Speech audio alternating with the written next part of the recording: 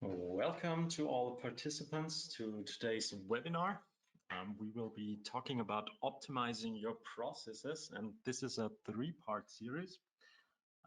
So in the next few weeks, we are going to be talking a lot about optimal processes with the VTS and how you can set up your VTS in a way that you can use it very efficiently.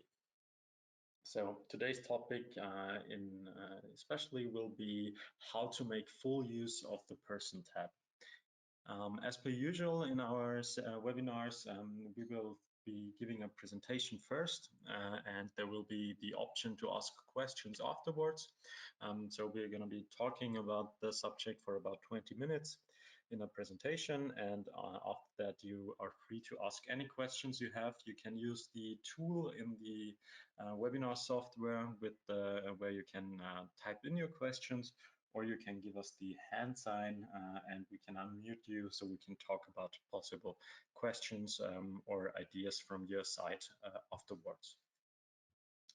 Luckily, today I will not be talking alone for 20 minutes in the first part, but I will be joined by my colleague Christian Peksen.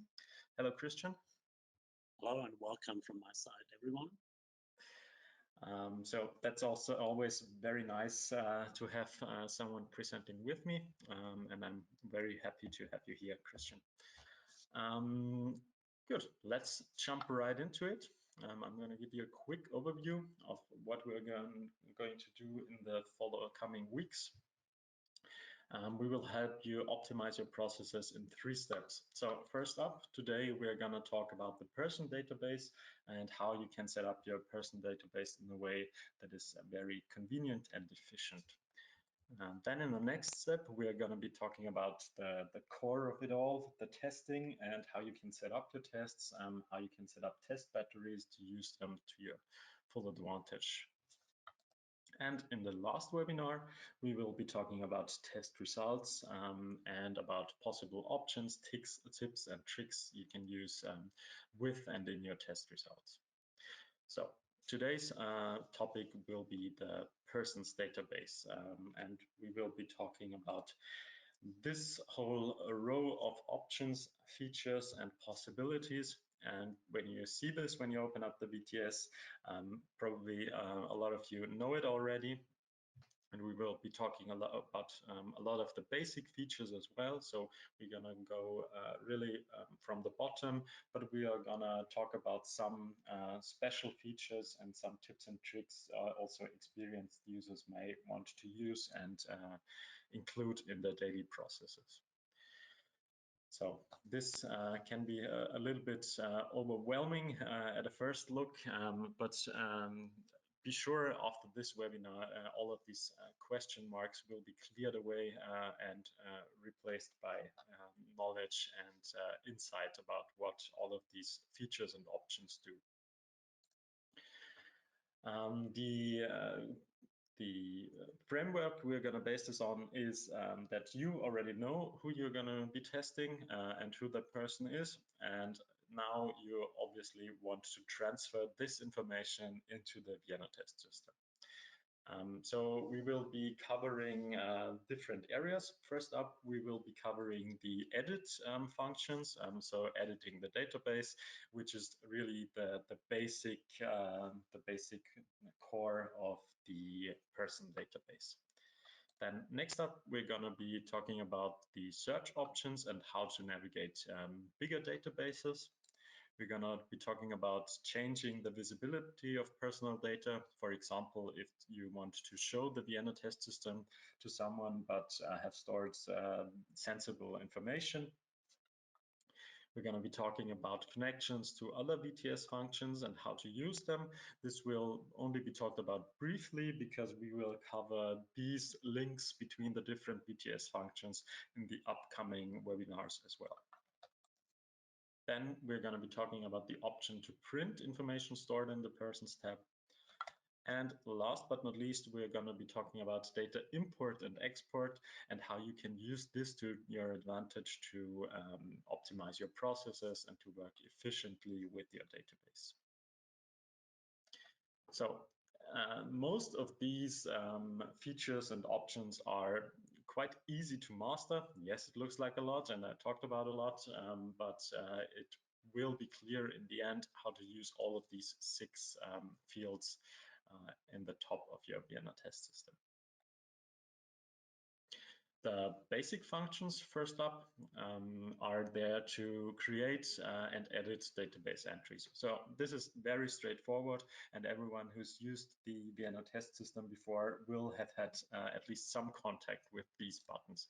So the new button, as the name suggests, is used to create new persons. The edit button is there if you want to edit information for a person later on. For example, if something was put in wrong in the first place, or if something like the location of the person changes, then you can edit it with the edit button.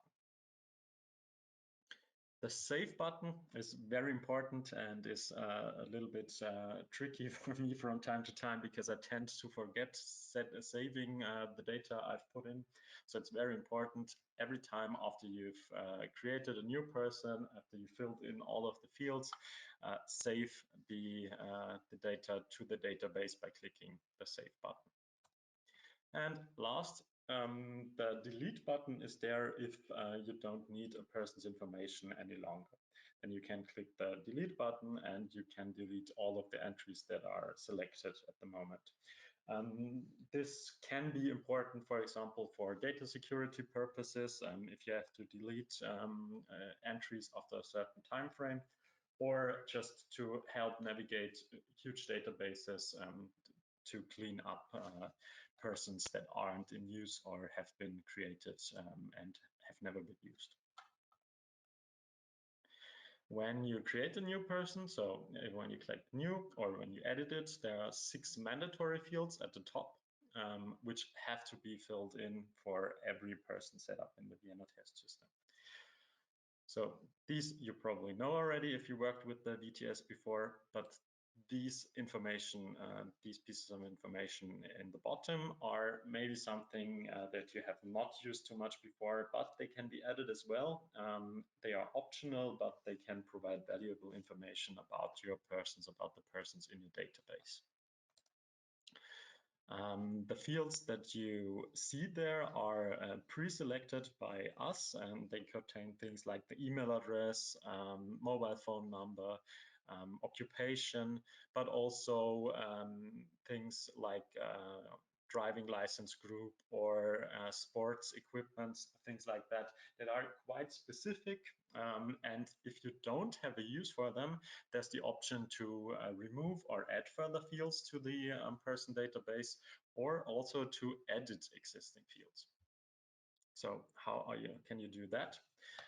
You go to the settings, and then you go to person management, to the person database, and you click define. Then this define person database window pops up, and then you can use these buttons to maneuver the fields. Like if you want the email address in the first place, you click on email address, and then you move it up to the top, and it will be displayed as the first fields in your detailed information in the database. You can also add fields from the available fields to the selected fields as well. If the fields aren't sufficient for your use, or you just want to store other information, there's also the option to edit certain fields. So in this case, if you want to edit a field, you can open edit, and then you can change all of these things. Be sure to choose a field that's not important in any other way, so always go for a field that you wouldn't use otherwise. My go-to is usually the diagnosis 3 field. If you usually don't use diagnosis 3, then you can edit this field and put in something else, like the location or a ID from another database, things like that. If you open the edit field, you can define this field in the person database. So you can change the field name actually. So you can change it from mobile phone number to location, for example. Then you can put in help text, which should always contain sensible text that helps the user understand what they should put in there. You can adapt the field length. For example, if you have an ID that should always be 8 characters long, you can limit this field length to 8 characters, so you can put in additional characters on accident. Then you can also change the field's type. So usually a preset is free text, so you can just type in whatever text you want, but you can also change this to integers, to decimal numbers, or to a date, for example.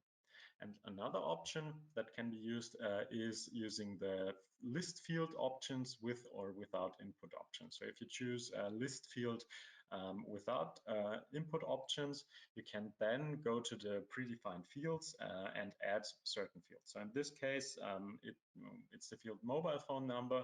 So maybe the most important information for you is the area from which the mobile phone number is. So you can add the predefined fields for Austrian mobile phone numbers and for German mobile phone number, so you can see what type of mobile phone number and what they have and where it is based. If you click OK, this goes back to the selected fields. And then if you check your database again, the mobile phone number shows up in the very first place we've chosen. So this newly defined and added field now shows up here and can be used as you want to. Okay, so that's that about the first part, about creating new persons and the fields lists as well. And now Christian is going to take over and tell you a little bit more about how to use the search function and how to navigate through larger databases. Thank you very much, Julian. After we've seen how to create persons and edit the personal information, we will now look into how to search for or which search filters are available if we have a huge number of persons in our database. First of all, you have the possibility to do a quick search by the name filter, which you can see left to the orange box. And what you can do here is type in the last name of the person if you know specifically for which person you're looking for. Another option is the detailed search. And if we click on it, there will pop up a new window where you have more more search filters. Whoop. Okay. First of all, there are the obvious filters such as last name and first name. You can see here I've entered Doe Jane, and you can also specify if the last name should contain a specific combination of letters. For example, if you only know it ended with OE or something, then you type in OE and contain. Or if you know it started with a specific combination like DO or something, you can also select starts with. Another option is to search for the date of birth of a person or for the registration date of the person.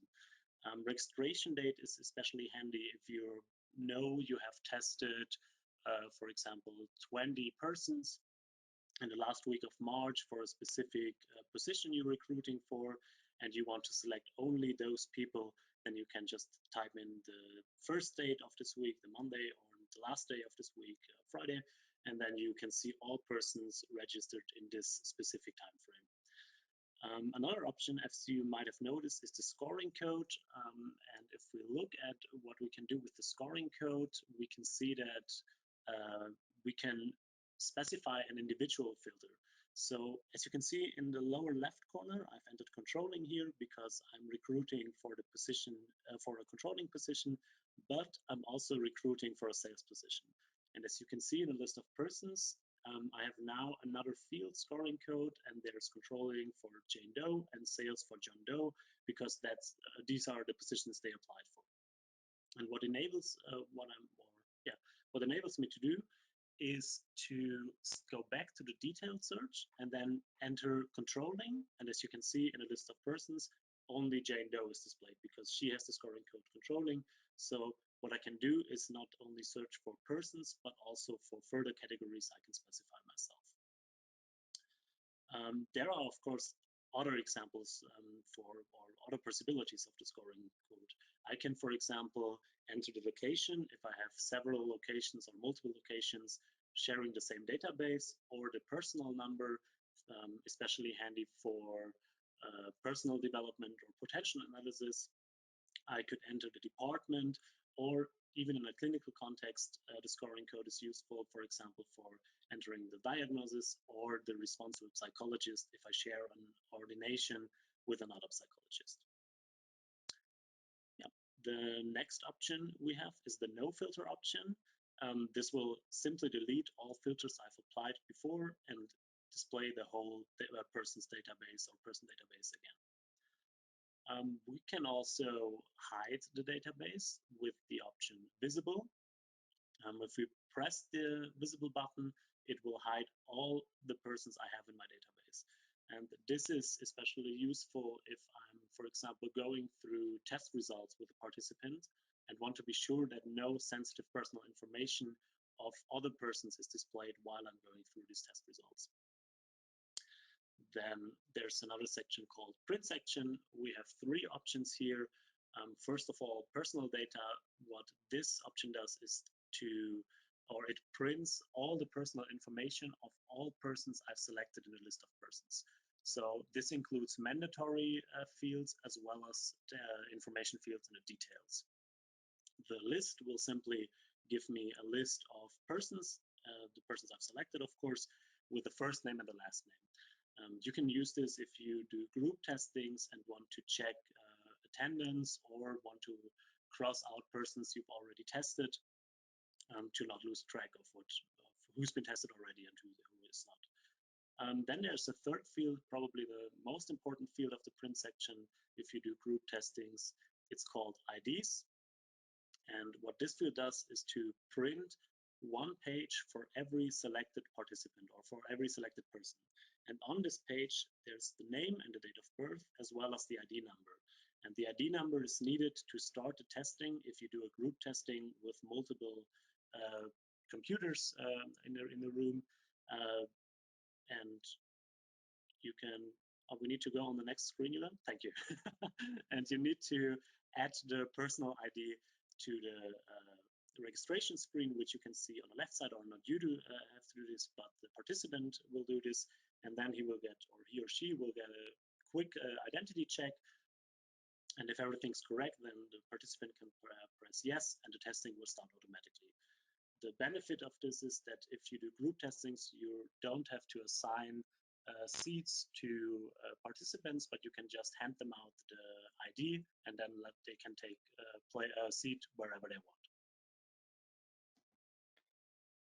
Okay, thank you very much, Chris. After you've now seen how to use the print options in the Vienna Test System efficiently and effectively, I'm going to talk a little bit more about the import and export options, which are, I admit it, a little bit confusing at first sight, but be sure that it's quite easy to use and it's very easy to set up the import and the export of person data.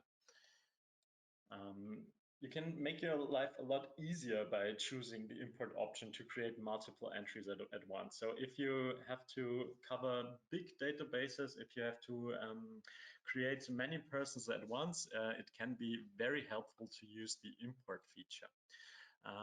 But setting all of that up may not seem easy at first glance, but it is. There's an easy trick in the Vienna Test System to create a template for importing people. What you need to do for this template is just create a person with all the information that is going to be imported later on. So in this case, I created a person where, for example, the necessary fields are important, of course, because they have to be put in, but the organization also wants to add the location where the first test has been conducted to the database as well. So you put in all of this information, necessary information, plus the location data, which we added to the detail information. And then you click on export and save the .csv file. A CSV file is a so-called comma separated variable file. which can be opened and edited with Microsoft Excel, for example. Once you've exported and saved this, you can use this file as a template to create new persons for the import. So you open that and then it shows you a neat little table with all of the names exactly in the way that are needed for a data import in the Vienna Test System. So here you see the necessary fields for last name, first name, etc., the education level, here's the location as well, and personal ID, gender, and so on. So if you want to import new persons, you can just use this template to create them. So just fill in all of the information in the same way that has been displayed in the already existing case you have exported. Once you've done this, so you put in first name, last name, etc., you filled in every field that's filled in the exported person's data, you can click import. You choose the saved persons imports template. Then this window pops up and asks you if you want to import individuals who are already in your database. I suggest you to click no here because that won't create multiple entries for persons that are actually already set up. Then once you've done this, you will get a status report that tells you that the import was successful, how many persons have been imported, and how many persons have been in the CSV file that have not been imported because they already existed in the database. And then you will see that in your database, I added a chain row to the database. Is already visible right after importing. So this is very easy for multiple persons to import larger numbers of persons by using Microsoft Excel or another program to edit the CSV file. All right, so another practical example of why you may want to use the export and import feature would be our example clinic. At our example clinic, there are 3 different wards and they all have their own VTS systems that are independent from one another. That's also important because the results of the persons are not to be shared and shouldn't be seen by the other boards. But there's been a problem that Ward 1 and Ward 2 have a lot of common persons that have to be tested, and they are set up in Ward 1 and then they are set up in Ward 2, and that takes a lot of time, and also a lot of problems arise because the persons aren't set up exactly in the same way. So now they've chosen to use the import-export features to specifically export persons from the database from Ward 1 and import them to Ward 2. So with this feature, there's the option to not share the results of the persons, but only share the database entries from the Vienna Test System. How to do this? You've seen it before. Ward 1 has to go to export and exports all of the persons they want to share with Ward 2. Then Ward 2 gets the CSV file one way or the other, either by sharing it over the network or on a USB stick. And then they click import and import all of the data shared by Ward 1 into their database, and happily they now have both their old database but also added the persons that were created by Ward 1 they have to use later on. And this way they can save a lot of time and effort by not putting in all of the persons into the database themselves. Okay, so that's that about the subjects of the Vienna Test System database. Just a quick peek into the future. We are also going to be talking about how to start testing after creating the person. So now we've set everything up, and we will talk more about how to optimize the test administration in our second webinar, which will be called at your own workplace or on another continent, test specifications and test batteries. Where we will be talking about these subjects a little bit more. These webinars will be in the upcoming weeks, and you can find more information about them on the homepage. The test results tab will be part of the webinar, The Best of the Test, the automatic evaluation, where we will provide further information about how to utilize features of the test results tab. For example, we will be also taking into consideration some of the information we talked about today. For example, the detailed information in the persons database, because did you already know that you can use the detailed information for the ranking module as well? If you didn't, be sure to join us in our third webinar, The Best of the Test, the automatic evaluation. All right, thank you very much for your participation. As I said before, check our homepage for upcoming webinars and more information on the subject.